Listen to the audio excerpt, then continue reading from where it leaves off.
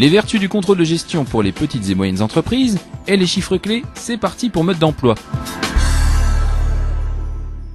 Et sur ces familles de produits-là, on a 60% des coûts de revient qui sont représentés par une matière première qui a la fâcheuse habitude d'évoluer très fortement parce qu'elle est cotée en fait sur un marché international.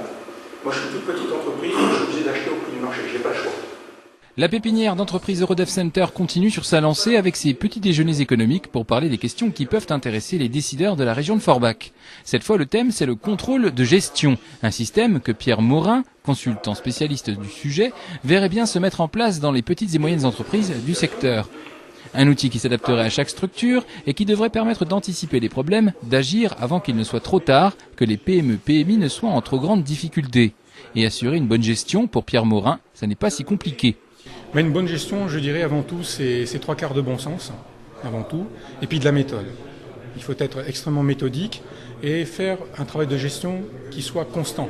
C'est pas nécessairement beaucoup de temps, mais c'est un travail constant. Il faut le faire de façon régulière, pas de façon ponctuelle, en dents de scie, et uniquement quand on a des problèmes. Parce que dans ce cas-là, on n'anticipe pas grand-chose. Oui, l'entreprise va pas dans le bon sens. Donc, moi, je dis, il y a comme un rôle de contrôleur. Mais la procédure d'alerte, il l'a fait par rapport à la comptabilité, qui est une information légale. Quelqu'un d'extérieur à l'entreprise, il n'a pas le droit de dire « moi, je veux voir la contrôle de gestion ». C'est ce qui fait l'avantage concurrentiel d'une entreprise. C'est comme si vous avez montré vos entrailles dehors. Les PME françaises sont montrées du doigt, elles seraient en retard sur leurs voisines européennes. Du coup, il leur faudrait une stratégie, les objectifs qui vont avec, ainsi qu'un suivi, une analyse des résultats.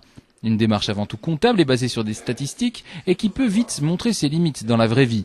Le contrôle de gestion serait né d'un besoin des grandes entreprises éclatées sur de vastes territoires qui voulaient, comme General Motors, s'assurer que tout le monde allait dans le même sens. Pour Pierre Morin, l'idée à retenir pour les PME-PMI est simple, gouverner, c'est prévoir. Il faut avant tout avoir un cahier des charges précis qui permet de mettre en place un contrôle de gestion qui va vraiment répondre à ses besoins.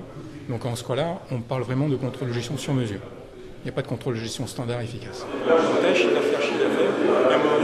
Le contrôle de gestion, c'est un outil qui pourrait améliorer le fonctionnement des entreprises, mais ce n'est pas non plus la panacée. 16 millions d'euros, c'est ce qu'a coûté en 2008 en France l'indemnisation des accidents causés par les animaux. Pas n'importe lesquels, des blaireaux, des renards, des chevreuils et bien sûr des sangliers. Évidemment, ils ne sont pas assurés et ils ne portent pas de matériel réfléchissant en traversant la route. La majorité de ces accidents ont lieu entre 6h et 9h du matin et entre 18h et minuit. La Moselle est l'un des départements français où ces collisions sont les plus nombreuses, juste derrière le Bas-Rhin et la Gironde.